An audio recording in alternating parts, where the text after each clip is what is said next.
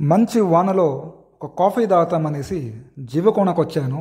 ఇంకా జీవకోణలో ప్రసాదం పిక్ చేసుకొని ఒరియన్ హోటల్, కపిల్ తీర్థం దగ్గర ఉన్న ఒరియన్ హోటల్ దగ్గర వెళ్ళి ఒక మంచి కాఫీ తాగి, ఎక్కువ వర్షం వల్ల కొండపై నుంచి వాటర్ ఓవర్ఫ్లో అయ్యి ఒక అద్భుతమైన వాటర్ ఫాల్స్గా మారుతుంది.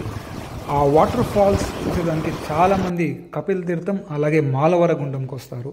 సో నేను మా ప్రసాద్ అక్కడ వెళ్తూ ఉన్నాము. సో ఇది ఒరియన్ హోటల్. ఒరియన్ హోటల్లో ఒక మంచి టీ తాగాము.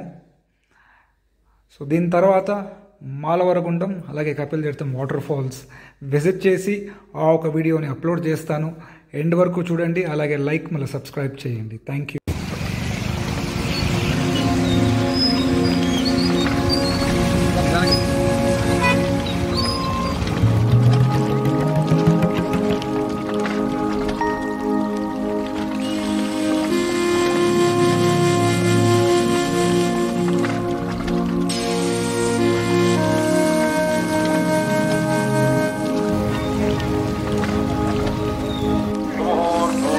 తిరుపతిలో మంచి వాన పడుతుంది. సో మా ప్రసాదం మీట్ అయ్యాను. తిరుపతిలో వాన పడితే మెయిన్ అందరూ వచ్చే ఒక గ్రేట్ ప్లేస్. తిరుపతిలో వాన పడితే ఫస్ట్ వచ్చే ప్లేస్ ఎక్కడ అంటే చూపిస్తాను రండి. అదే మన కపిల తీర్థం. ఇప్పుడు కపిల్ తీర్థం దగ్గర వస్తున్నాము. సో వాటర్ ఫాల్స్ చూస్తాం, కపిల్ తీర్థం వాటర్ ఫాల్స్. నేను మా ప్రసాద్ ఇద్దరు కూడా వచ్చాము ఇప్పుడు కపిల్ తీర్థానికి.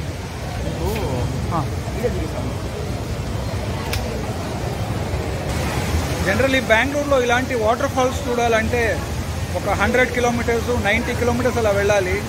తిరుపతి వాళ్ళకి అడ్వాంటేజ్ ఏమంటే వర్షం పడితే అద్భుతమైన ఒక వాటర్ ఫాల్స్ వ్యూ అనేది కనబడుతుంది. కపిల్ తీర్థం వాటర్ ఫాల్స్. తిరుపతిలో వర్షం పడితే ఇదొక అద్భుతమైన దృశ్యం. కపిల్ తీర్థం వాటర్ ఫాల్స్ రండి చూస్తాం వాటర్ ఫాల్స్.